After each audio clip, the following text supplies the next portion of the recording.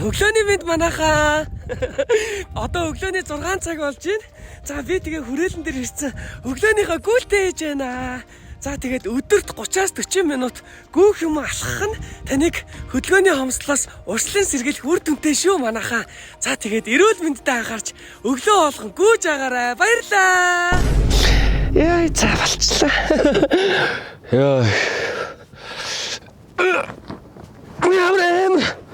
Ямар үсэж байна.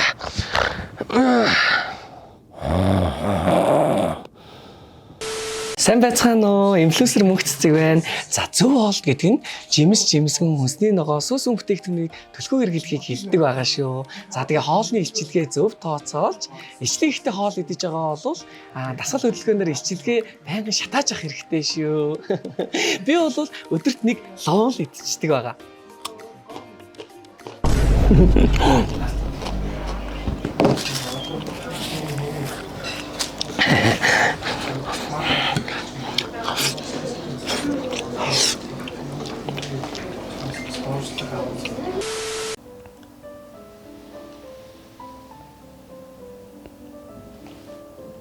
Битгий стресстэй.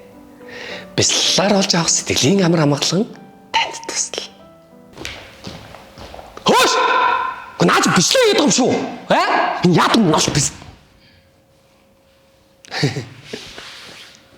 Бяцлалаар олж авах сэтгэлийн амар амгалан танд тусал.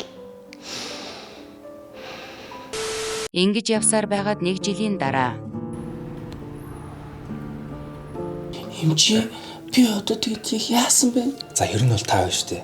Асар их хөдөлгөөний дутагдлалд орсон байна.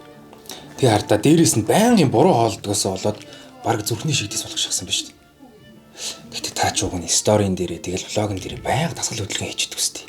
Оо, гүлхүү. Одоо тэгвэл жигнэсэл дасгал хийхээс. За тэг хүн амтнд яриа явдаг. Чи